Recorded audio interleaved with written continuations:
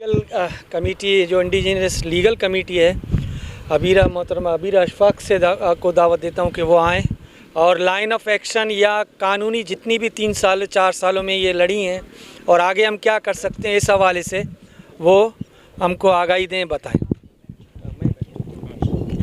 बहुत बहुत शुक्रिया। बिस्मिल्लाहिर्रहमानिर्रहीम। अस्सलाम वालेकुम। आज मैं कुछ लीगल पहलुओं पे बात करूँगी क्योंकि हम लोग एक बहुत बड़ी जिरगा करने की तरफ जा रहे हैं, तो उसके लिए सादिया ने भी जो टेक्निकल बातें की हैं वो बहुत ज़रूरी हैं। तो मुझे बड़ी खुशी हुई कि हम लोग RTIs की बात कर रहे हैं, तो मैं इसी बात को लीगल बातों को आगे बढ़ाते हुए कुछ पहलुओं के ऊपर सर्वे करूँगी, हम नज़रसानी करेंगे। जब अंग्रेज़ आया था इंडिया तो उसको चाहिए थी ज़मीन। अब इधर के जो काश्तकार थे, इधर के जो माहीगीर थे, जो इंडिजिनस ट्राइब्स थीं, तो वो तो अपनी ज़मीन जो थी वो बख्शने नहीं वाली थीं। तो उन ज़मीनों को ज़ब्त करने के लिए अंग्रेज़ ने कई कवानीन बनाए। उनमें से सबसे पहला कानून था लैंड एक्विजिशन एक्ट, जो 1894 में बनाया गया। अच्छा, एक और कानून था कोगला, जिसका नाम आई थिंक इधर के बैठे हुए ज़मींदारों ने सुना है, क्योंकि मैंने आपकी लीसों पे भी देखा है ये नाम। इसकी तारीफ़ है कॉलोनाइजेशन ऑफ एग्रीकल्चरल लैंड, इस ऐसे ही कुछ है। ये 1912 का कानून था। लेकिन अंग्रेज़ ने जब देखा कि इधर के ट्राइबल कवानीन रस्मी रवायतों के तहत कुछ रवायती मुझे नर्वसनेस हो जाती है बहुत ज़्यादा कैमरा से, सॉरी। ओके, तो इधर उन लोगों ने ये कहा कि इधर के जो चिरागाएँ हैं और इधर के जो नदी नालों का निज़ाम है कि अगर हम वो भी लोगों से ज़ब्त कर लेंगे तो लोग जो हैं वो हमारे ख़िलाफ़ खड़ा हो जाएंगे। तो फिर उन्होंने कुछ रस्मी रवायात को कायम रखा, जिसको हम अंग्रेज़ी में कहते हैं कस्टमरी लॉ।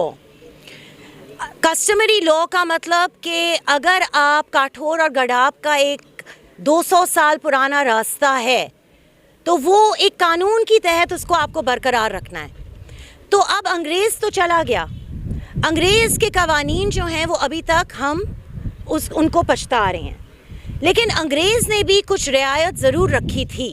कहने में मुझे तकलीफ़ होती है कि अंग्रेज़ जो था वो भी एक बहुत बुरा हुक्मरान था, वहशी था, बर्बरियत थी उसमें, लेकिन जो कस्टमरी लॉ उसने माना वो आज की रियासत वो कस्टमरी लॉ नहीं मान रही। एक रिहैबिलिटेशन की पॉलिसी इन लोगों ने निकाली है जो ड्राफ्ट फॉर्म में है। तो अब वो कानून साजी की तरफ जब जाएगी तो उसके अंदर सिंध हुकूमत ने रवायती लॉ का बाकायदा ज़िक्र किया है, लेकिन हमें उन्हें समझाना है कि रवायती लॉ होता क्या है। हफीज़ और हम लोग सब मिल के किरथर का केस प्लान कर रहे हैं, सादिया अख्तर कलमती। तो जब हफीज़ का एफिडेविट बन रहा था तो उसने 2, 3, 4 बातें ऐसी कहीं जो मुझे लगा कि वो रवायती कानून है। मिसाल के तौर पर दे लंगेजी, दे कौंकर, दे बोलाड़ी, ये सारी दें जो हैं इधर के मुकीम, इनको सदियों से इनके आबा व अजदाद इनको किरथर का प्रोटेक्टिव बफर जोन मानते हैं। अब हमारे वकीलों ने जब तहकीक की तो हमें कोई ऐसा कानून नहीं मिला जहां ये देहें बफर जोन मानी जाएं, लेकिन एक कस्टमरी रवायत ज़रूर रही है जो हम सबके, आप सबके दादाओं, नानाओं, नानियों, दादियों ने कायम रखी और किरथर के जंगली हयातियात को प्रोटेक्शन दी अपने बफर्स में, और उन प्रोटेक्शंस में उन जगहों पे अब बहरिया घुस गया है और दीगर ऐसे बिल्डर्स। अच्छा, अब दूसरी बात मैं कहूँगी, मलीर डेवलपमेंट एक्ट की जो तरमीम होने जा रही है, चाचा सिद्दीक ने अभी मेरे हाथ में पकड़ाया था उसकी कॉपी। पिछले महीने इन लोगों ने एक कानून पास करने की कोशिश की है, मुझे नहीं पता अख्तर कि ये बिल है या कानून बन चुका है, इसके ऊपर वोटिंग हुई है या नहीं। मलीर डेवलपमेंट एक्ट का जो किरदार है वो ये है कि सिंध की आवाम को शेल्टर देना, लेकिन बहरिया के अंदर इनका जो किरदार रहा है वो एक कॉलोनाइज़र का, ब्रिटिश की तरह, कि इन लोगों ने ज़ब्त की हैं ज़मीनें और बाकायदा बहरिया को दिया है। अब आज की जो इस महीने की जो अमेंडमेंट तरमीम आई है वो ये है कि सारी एंशंट कदीमी देहें ان کو ایک سیٹلائٹ سٹی بنایا جائے گا. جب آپ ملیر ڈیولپمنٹ کا قانون جا کے دیکھتے ہیں 93 اور 94 کا, تو اس میں سیٹلائٹ ٹاؤن کی کوئی تشریح نہیں ہے. یہ لفظ ادھر کی ڈیفینیشنز میں نہیں ہے. ایک لفظ جو ہے ان کی ایکٹ میں وہ ہے کنٹرول ایریا. تو یہ چاہ رہے ہیں کہ سیٹلائٹ سٹی کا نام دے کے اس کو کسی طریقے سے کنٹرول ایریا بنا دیا جائے. تو اب ہمیں یہ والا قانون بھی چیلنج کرنا ہے کہ آپ کس طریقے سے کنٹرول ایریا بنا رہے ہیں. اور اگر آپ زمین ضبط کرتے ہیں کسی کی, تو لینڈ ایکوزیشن ایکٹ کے اندر وہ پبلک پرپس ہونا چاہیے, یعنی عوام کی سہولت, عوام کا بینیفٹ وہ کہاں ہے. اگر آپ فیکٹری بنا رہے ہیں تو وہ پبلک پرپس نہیں ہے, اس میں سرمایہ دار کا بینیفٹ ہے. تو ہمیں اس سیٹلائٹ سٹی کے قانون کو بھی چیلنج کرنا ہے. اور دوسرے ادھر میرے بھائی, ایک زمیندار سے میری گفتگو ہو رہی تھی, تو انہوں نے مجھے ایک سسٹم سمجھایا کہ ملیر کے کسانوں کی جب 30 سال کی ایگریکلچرل لیز ایکسپائر ہوتی ہے تو پہلا حق رینیول کا انہی کا ہوتا ہے.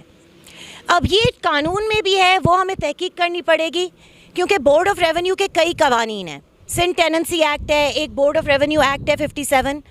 لیکن ادھر کا جو آن گراؤنڈ طریقہ کار تھا وہ یہ تھا کہ جو بھی زمیندار ایگریکلچر کر رہا ہو, یا پولٹری فارم ہو, یا آرچرڈز اس کے درخت کے باغات ہوں, تو ڈی سی ادھر کا ایک کچہری کرتے تھے, اور ڈھال جسے کہتے ہیں کہ جتنا بھی آپ کی کمائی ہے وہ آپ بتائیں, اور لوگ ادھر کے مقامی گواہی دیں کہ ہاں یہ واقعی اپنی زمینوں کو آباد کر رہے ہیں اور ان کو ہرا بھرا کر رہے ہیں.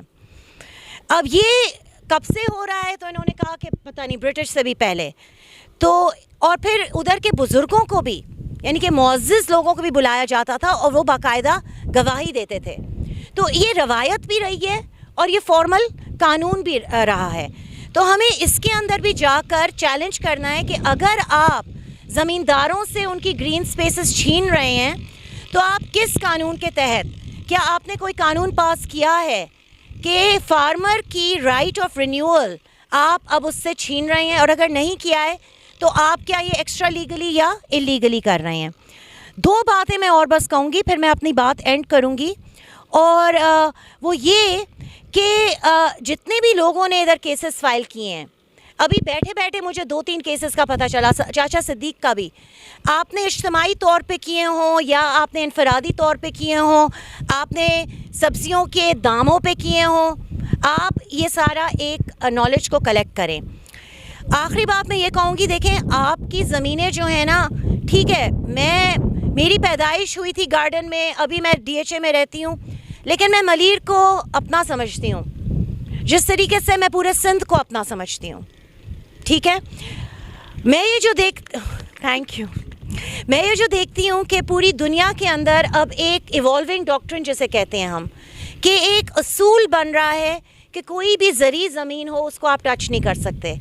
اگر کوئی ایسی زمین ہے جس کو کسان ہرا بھرا کر رہا ہے, کوئی عورت ادھر کاشت کر رہی ہے, کیونکہ عورتیں بہت محنت کرتی ہیں ہماری, ادھر ان کا اتنا ذکر نہیں ہوا, نورین نے کیا, لیکن آپ کو سب کے علم میں ہے.